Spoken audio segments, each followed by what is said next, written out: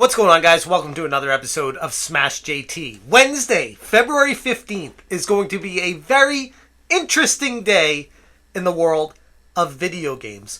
More specifically, Microsoft Xbox. They have officially announced on Twitter, please join us for a special edition of the official Xbox podcast. Hear from Phil Spencer, Sarah Bond, and Matt Booty as they share updates on the Xbox business. And this goes right in line with what I was talking about last week, and the algorithm didn't show that video any love, so here's another push for it. I'll put a link above me right now. Check it out, because this is going to expose the information that we have regarding not just Xbox and their future, but what they have to do with Nintendo in an upcoming Nintendo Direct. Hit that subscribe, give me a like, and check out SmashJT.com for the latest article talking about this entire situation. I will link it in the description below. For this video, though, we're going to dive into a little bit of what's going on behind the scenes with Microsoft. All the news in gaming right now is revolving around Microsoft, and initially, their decision of going more digital and getting rid of their physical games department, 1,900 layoffs, tons of stuff happening in that area, and now we have Nintendo and what's going on with their next console, and are they going to have a direct exposing anything about what's transpiring with any of this? There are tons of conflicting reports right now about what's even happening, if Starfield is even eventually going to make its way onto PlayStation 5, if other games are going to be going third party or not. With all these things up in the air right now, Microsoft needs to address it and talk to people, tell people exactly what's happening, because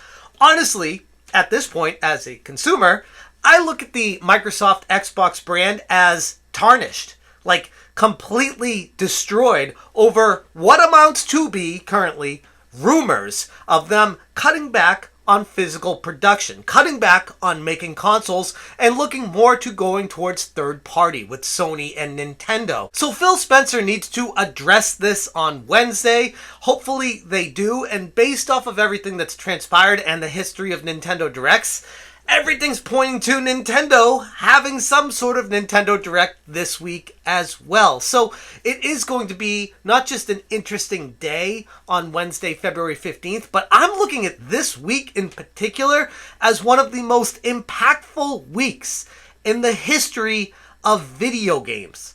And no, I'm not just saying that hyperbolically to make a big boom. No, I mean that as everything Microsoft says could change the entire direction of the video game industry. That's how big this week is.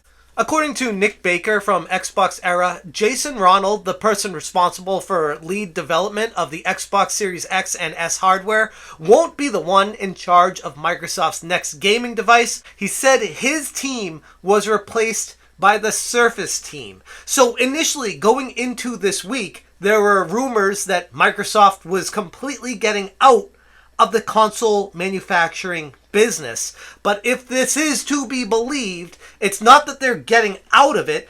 It means that they're migrating to a different team over at Microsoft to create the next product. And if it's going to be the Surface team, then clearly Microsoft is looking to rip a page right out of Nintendo's book and create their own version of the Nintendo Switch. What OS is running on the handheld? And then faced with tongue sticking out. Yeah, that's interesting. The I know the questions OS? he's asking. Yeah, he's asking The some Xbox interesting OS? questions, that guy.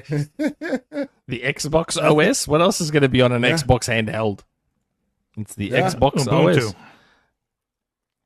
OS. That'd be great. Because Yes, the Ubuntu, next gen that's what it's series, running. the next gen is Series S, because you can't even hit 720p with the Series S specs in a handheld right now. Well, Tom, I don't know what to tell you about that one. I wasn't told specs or anything. And if it is the Surface team, because I heard the Surface team thing as well, that's why I freaked out when I heard Mag mention Jason Ronald not leading the next Xbox. Because again, I heard the same thing. I heard the exact same thing, that Jason Ronald is not leading on the next Xbox and the Surface team is doing it. And I can't, as much as I like Jason Ronald, I'd be hypocritical if I displayed outrage at that, because something I've said on this podcast in the past is let the Surface team make Xbox hardware. But there is a caveat with that. I said that when Panos was still there.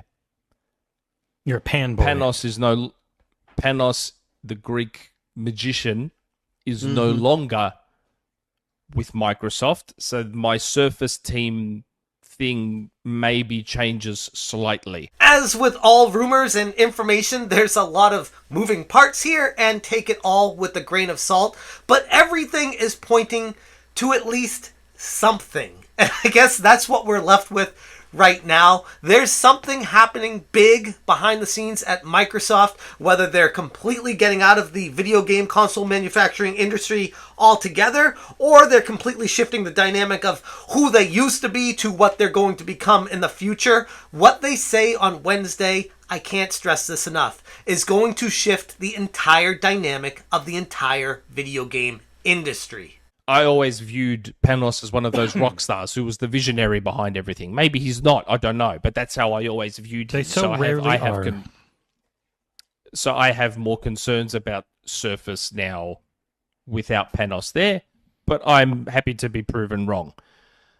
But if anyone can get some balls out of a handheld, you'd think it would be the Surface team. So yeah, I guess you could say Wednesday's going to be a pretty big deal. Wednesday, February 15th, 2024, Microsoft finally is getting put on the map again in the video game industry for people to at least listen to what they're doing. Because honestly, from my perspective, this generation has been a loss for them. It genuinely has. They've botched every opportunity they've had up to this point to make a good impact with the gaming community. And everything it seems like they've said has ended up being the opposite, a lie, an untruth, or a different direction they change halfway through when it doesn't work out right away. And it just feels like a broken mess of a direction that they have, especially when you compare it to Nintendo and Sony. And none of this even touches on the topic of if exclusive games are even necessary in the modern era. Hell,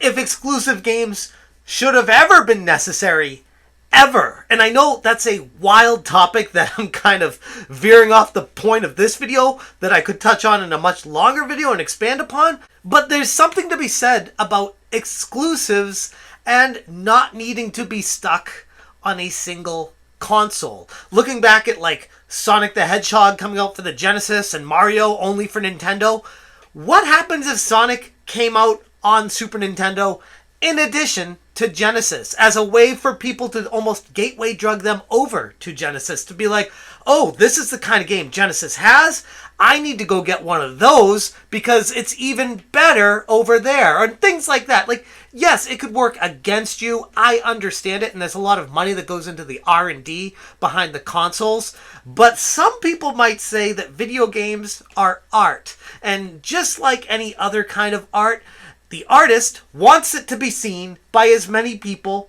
as possible. So having an exclusive game stuck and tied to an exclusive console experience requires people to miss out on a certain experience that the artist, the creator, the developer put so much work into. And like I said, it is a very deep topic to dive into that I'm not going to go full on into with this video, but I do feel like it is something that Microsoft has been thinking about, especially over the recent years regarding the Microsoft Series X and S consoles. They're good consoles that can play these next generation games, but I feel like Microsoft has always been kind of looking over their shoulder at Sony, being like, why do we even have a console? We want people to use PCs. We're Microsoft. We make Windows. We don't really care about the console. We want to sell more Windows platforms. We want to sell more Game Pass memberships, more subscription services, because that's the future of making money in the industry,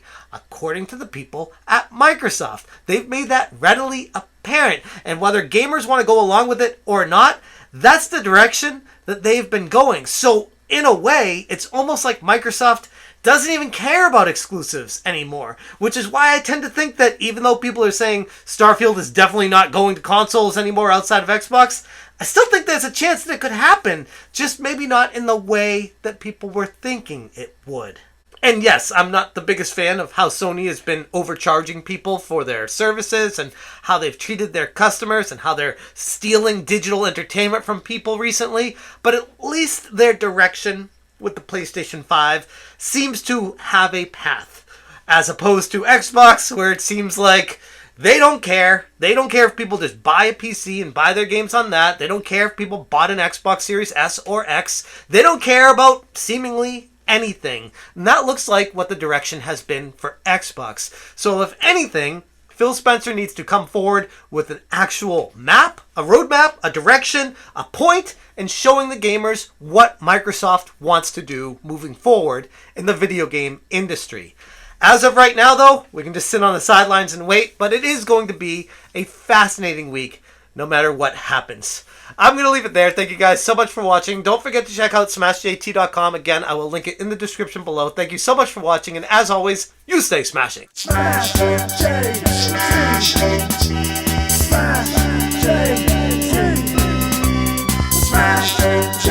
Smash JT.